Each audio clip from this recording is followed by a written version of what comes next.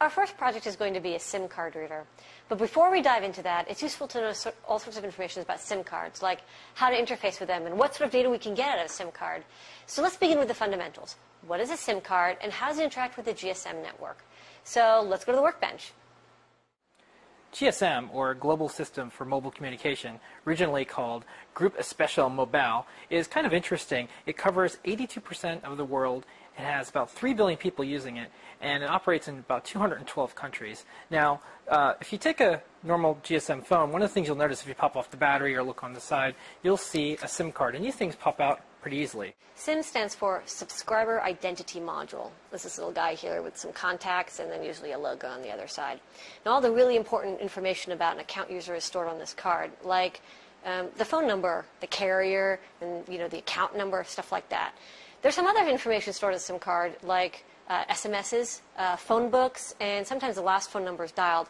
This means that upgrading a phone is really easy. Just pop out and swap out SIM cards. It's sort of like a SD card that you see in a digital camera or an MP3 player, but this one has a little tiny microcontroller, and this microcontroller can control what goes in and out of the card into the phone, into the network, and also the secret key. Before the cell phone can make a phone call, it has to be authenticated. Authentication works in a challenge-response scheme. Basically what that means is when the phone is turned on, it asks the SIM card for the unique identifier associated with this card, and that's the account number. It then contacts the carrier through the cell tower and says, hey, please authenticate me. The carrier, which knows the account number, looks up a secret authentication code. That's the code that's stored in here that we can't get to. It then generates a random number and sends it back to the phone and says, please encrypt this random number with a secret key code. Now, the phone doesn't know what the secret key code is, but it can ask the SIM card to please encrypt this random number. So it takes that random number generated by the carrier, gets it encrypted by the SIM card, and then sends that response back. Since the carrier knows both the identifier and the secret key code, same as a SIM card, it can verify that the SIM card is the correct one. The phone's authenticated, it can make a phone call. Now, what if you had 2 SIM cards and they had the same unique identifier as well as the same secret authentication code? Well, basically that means that the 2 phones using these SIM cards could both authenticate themselves and make phone calls, basically using 2 phones on one account. And that's called SIM cloning. Now, to clone the card, you need the unique identifier and the secret key code. The unique identifier is easy to get. You just ask the SIM for it. The secret key code won't give up. So how to get it out? Well, it turns out that in older SIM cards, there was a small problem with the encryption process. It wasn't really perfect, and it's susceptible to a brute force attack. What does that mean? Basically, instead of connecting the SIM card to a phone, connect the SIM card to a computer. The computer then asks the SIM card to encrypt 150,000 different messages that are specially chosen and analyzes the responses. By analyzing the responses, it can deduce the secret key code. So I've got all my tools set up here. I've got my multimeter, my trusty multimeter, which will be used for testing the circuit. The fume sucker, which will be used to get rid of all the fumes from soldering. And my soldering iron. I also have a nice vise for holding the circuit board while I work on it. This is really useful, but you can use a third hand tool as well. So there's 3 parts of a SIM card reader. There's the power supply section, there's the oscillator section, and then there's the serial port and card interface section. So for the power supply, you'll need a 9-volt battery and a 9-volt battery holder. So we connect the battery up to the circuit board. A 1N4001 protection diode, and a 7805. 7805s come in 2 varieties, a mini version and Big Brother version. You can use either one. The power supply should also have an LED that'll indicate when the device is on, so an LED and a 1K resistor. And then to keep the power supply functioning well, a bypass capacitor is necessary. This one is a 100 microfarad capacitor, and this is a small ceramic capacitor. The second part of the circuit that we're going to build is the oscillator section. That's the part that generates the 3.57 megahertz signal that's sent to the SIM card. That lets it run at the correct baud rate. You'll need a 3.57 megahertz crystal, 2 20 picofarad capacitors, a 1 mega ohm resistor, a 2K resistor, and a 74HC04 NOT gate. You can also get a socket to put the gate into. Makes it fit nicely. The third part of the circuitry is the serial port and SIM card interface. Now the most important part here is to get a good SIM card holder. This allows you to put the SIM card in and lock it so you can create a good connection with it. And a female DB9 serial port connector. This is what you'll be able to connect to the computer. You also need 2 Zener diodes, anywhere between 3.6 to 6 volt is perfectly fine, and 3 10K resistors. This part is what allows a 10 volt serial port to contact with a 5 volt SIM card reader safely. You also need an NPN transistor. Any kind will do. A SIM card has a bunch of contacts on the bottom that allows the SIM card reader to talk to it.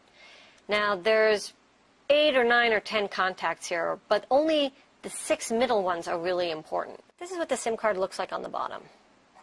Now there's the 6 contacts, and in the middle there's one big contact. And that one big contact is connected to one of the side ones. That's the ground contact. That's used for power and signal ground.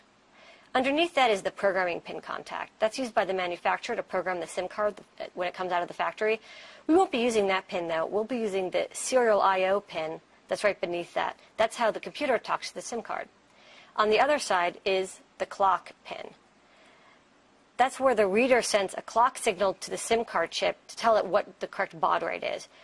Make sure to be using a 3.57 megahertz clock, which translates to a 9600 baud signal. Above that is the reset pin. That's how the reader says, hey, wake up, we're ready to talk to you. And above that is the 5 volt pin. That's how you send power to the SIM card.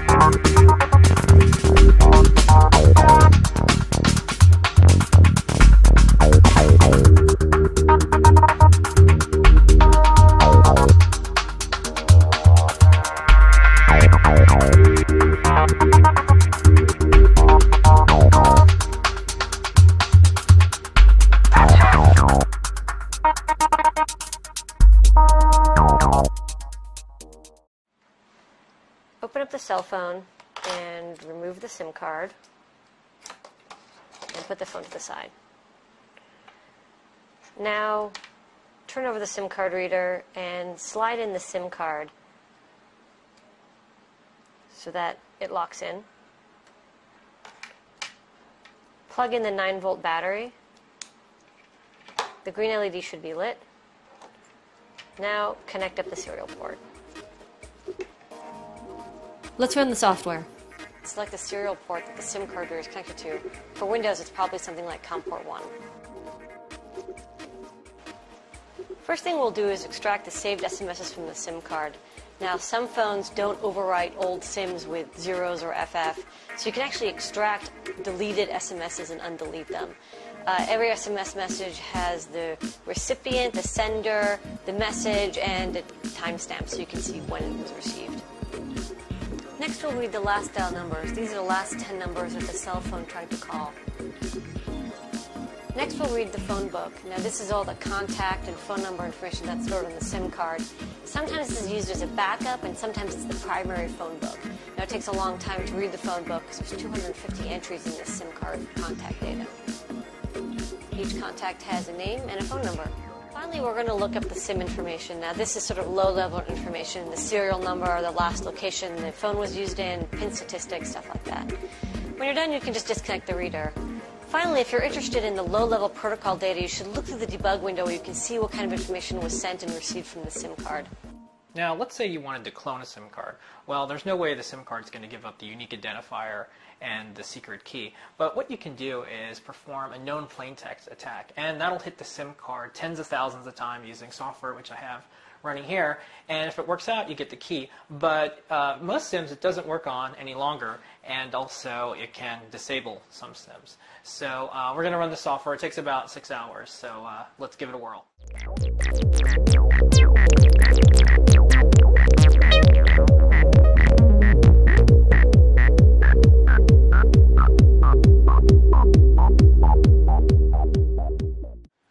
Alright, so let's see how we made out.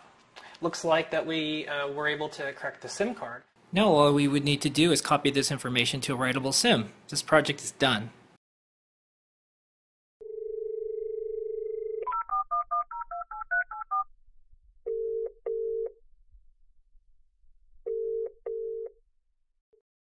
Due to various technological, social, and legislative changes, payphones are being phased out. That means it's never been easier to get a payphone. This is a Western Electric 1C2 payphone. It's a little bit older, but pretty much any telco-owned payphone is going to look similar. What you want to look for is Bell logos, Bell names, anything that says, you know, the local telephone company on it. Every brand of payphone has its own T key that's used to open it up. Put it in the side and turn. Go move the handset, then pull the front off. Be careful because inside there's a plug from both halves. Connecting up a payphone for home use is pretty easy. First you'll need a telephone wire that has telephone spade lugs on one end and standard screwdriver.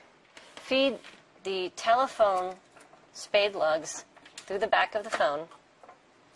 Then connect the red wire, which is the ring, to this terminal block marked R. Second, connect the green spade lug, which is the tip, to the terminal block marked T.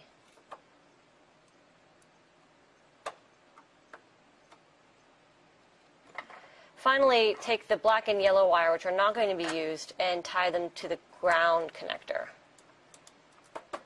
The coin counting circuitry has to be jumpered so that the phone doesn't expect a coin to be inserted before it can make a call.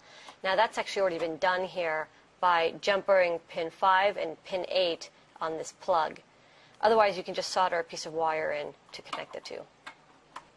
Now simply plug the payphone into your home phone line, or in this case, a VoIP box.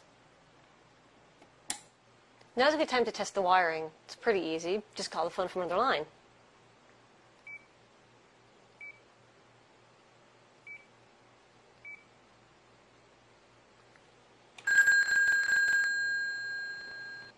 There are many distinct parts to a payphone.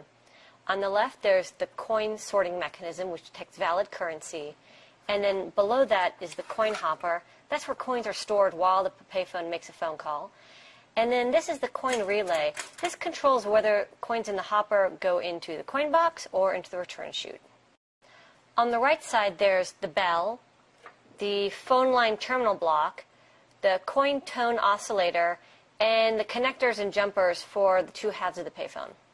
Here's where the totalizer would live. Now, unfortunately, the totalizer was ripped out of this payphone before we procured it. On the other half of the payphone, there's the handset switch hook detector, the tone pad, which is on the back, and the DTMF encoder and terminal block. To remove the coin assembly, first flip this latch, then reach in and push on the wire ring, and this part just comes out. To open up the coin assembly, just flip it open, and then these magnets also flip open. When a coin is inserted into the payphone, it travels down this chute. Now, in this case, a quarter will pass by the quarter separator. Only if it's the correct size and weight will it rotate the separator and cause it to pass past this magnet. This magnet sets up an eddy current inside the conductive metal of the coin, which causes it to slow down a little bit and bypass this chute and continue into this one, where the coin is accepted. The coin then drops into the hopper, where the payphone waits until the switch tells it whether to put the coin in the coin box or return it into the return chute. Now this payphone is ready to make phone calls from home, but that's not really much fun. What I want to do is modify this payphone so it requires coins to make a phone call. Since there's no totalizer, I'm going to have to add a sensor to detect coins. I'm going to put one here on this little flapper. The sensor I'm going to use is a break beam sensor. There's an emitter and a detector, and when an object goes in between, the sensor goes off. Cut a flap out of a piece of card.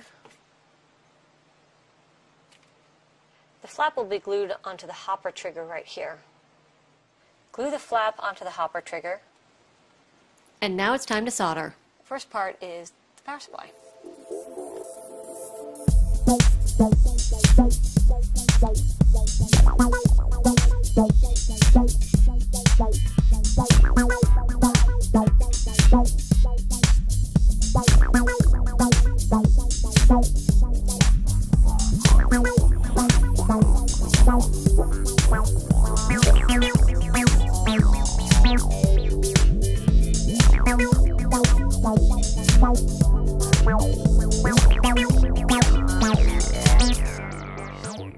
So this is the coin detector and phone controller that we started with.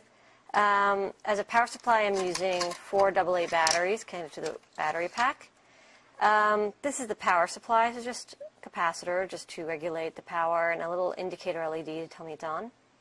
Then I've hooked up the sensor that will detect when a coin has gone down the slot.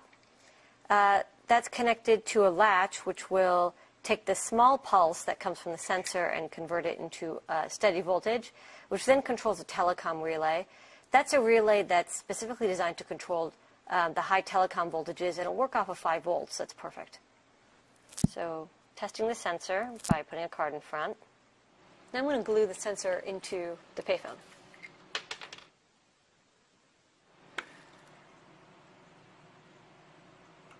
And now I'm going to glue the other side of the sensor. Make 2 wires with spade lugs on the end.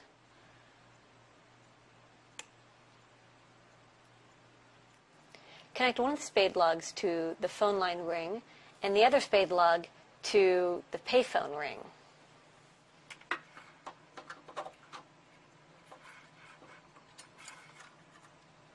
Now plug in those 2 jumper wires into the relay. Now clip the coin relay open. Now it's time to test our system. Turn on the battery pack and pick up the phone. There won't be a dial tone. Now press on the coin hopper trigger so that the sensor is broken and you'll hear a dial tone. Now I'm going to put the payphone back together. Insert the coin validator, close it up. Now nobody can make a phone call on my Skype payphone unless they put in a quarter. Now put in the coin validator and make sure to be careful of the sensor you placed in. Finally, wire up a bump sensor between the power from the battery pack and the circuit board, so when the switch is depressed, power to the board gets cut. Glue the sensor so when the phone is on hook, the switch is depressed. To make wiring easier, I'm going to crimp on some lugs onto the switch contacts.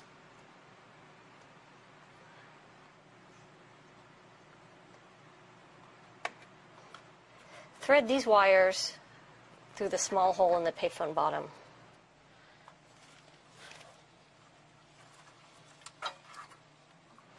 And thread the power connector up. This payphone didn't come with a coin box, so I'm going to use a blue cup instead. Just put it in the back. Finally, stash the power supply and the circuit board right in front. Put the front of the coin box in. Unlock it again with the T key. Slide it on. And lock. Now close up the payphone. Oops. Shit.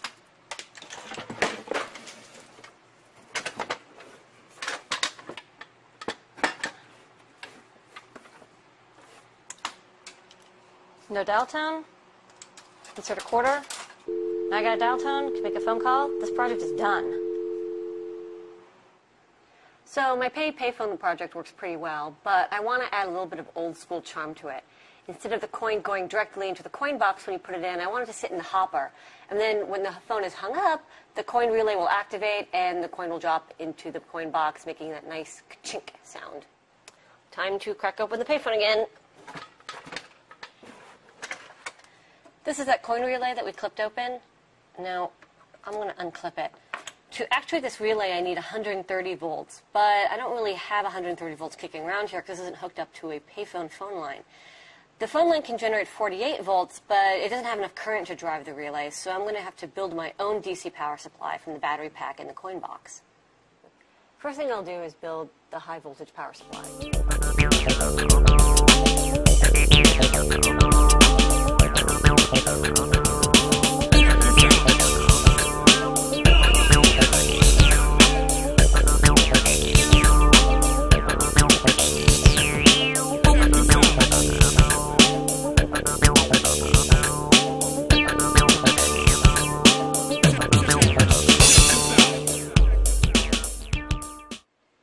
Basic DC-DC boost converter based on the LT1073 chip. This chip actually does almost all of the work. All that's required is an inductor, a Schottky diode, and some capacitors for the input and output, and resistors to set the output voltage.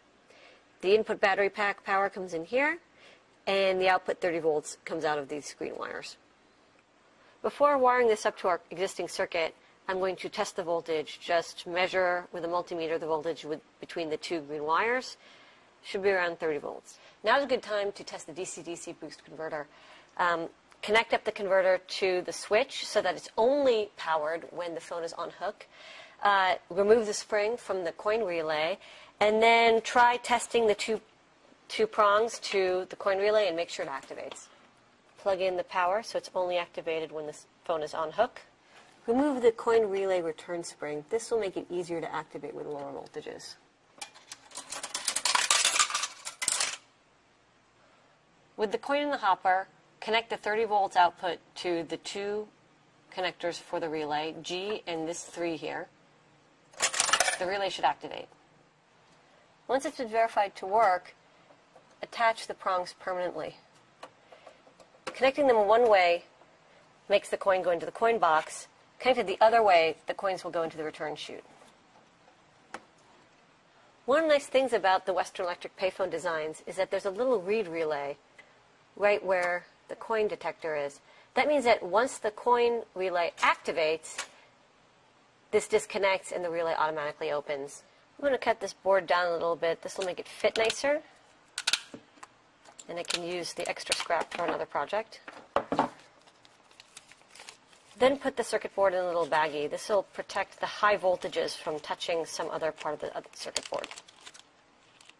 Okay, put everything back in the coin box, and we're going to close up the payphone and test this last mod.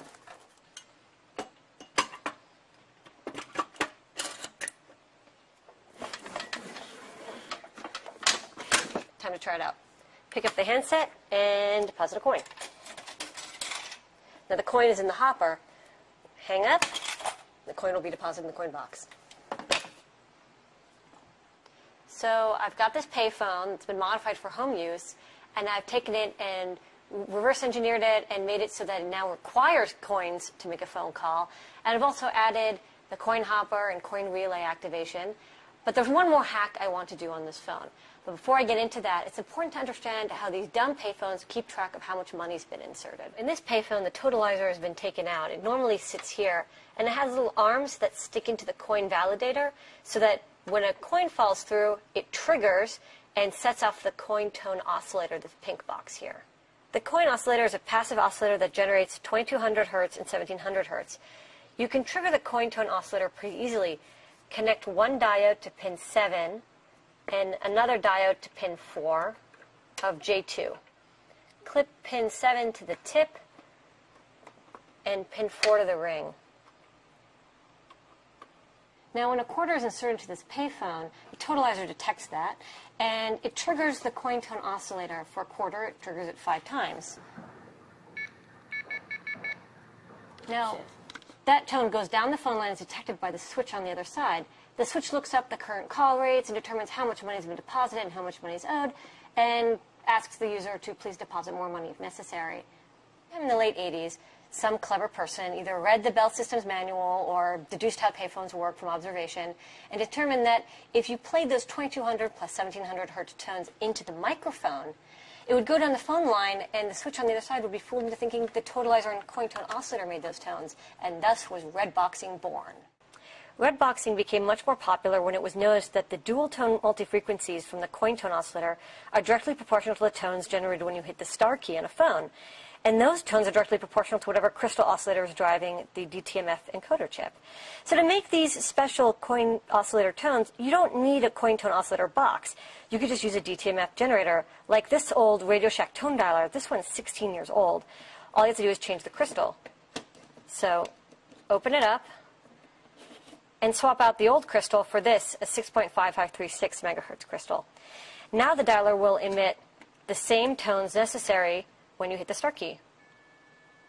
Now, due to various anti-fraud measures, the emergence of code cuts, and AT&T discontinuing their payphone line service, redboxing is a rarity. It's pretty much impossible to do anymore. That's a real shame, because I've got one of these redboxes and I really like to use it. So what I'm going to do is I'm going to modify this payphone so that I can redbox out instead of putting coins in. So now I have to build a circuit that detects when redbox tones have been played into the microphone of the handset. To do that, I'm going to use a DTMF decoder chip. These are the chips that were used in, old voicemail systems, like pressing 1 or 2 or 3 would, open a mailbox or close it. I'm going to use this chip, but instead of using the crystal that's supposed to be used with it, I'm going to change it to a different crystal. This is the same one used to hack redboxes. So now both of them are listening for the same frequency tones. Now all I have to do is detect when the star key is pressed. That's the same as a redbox tone.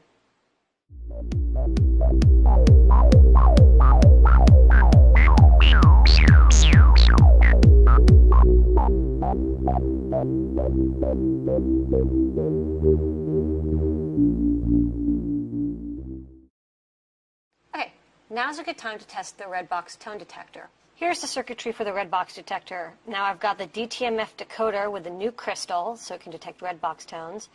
And I've got this selector latch, and that will make sure that only when the star key is pressed will the latch go high. And here's a little indicator LED. This will blink when it detects a Redbox tone. That's very useful for debugging. To connect up to the handset and listen to the audio coming in from the microphone, I'm going to jack it into this terminal block.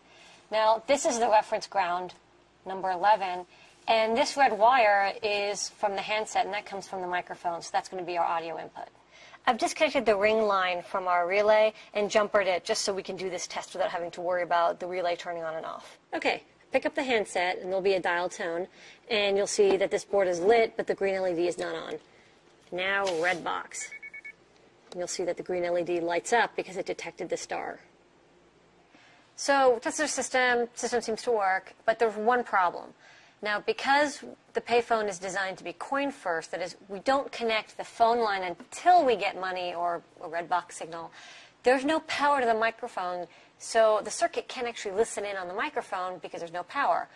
But we're going to solve this pretty easily by biasing the handset ourselves by using a 5-volt power supply. Luckily, the internal power supply for the handset is supposed to be 5 volts, so it's kind of a lucky coincidence. First, I'll connect my audio input to the circuit. That'll come from here, the handset ring. Now I'll connect the ground reference prong. That goes up here. Now I'm going to connect the bias power to the handset. That goes into the handset tip.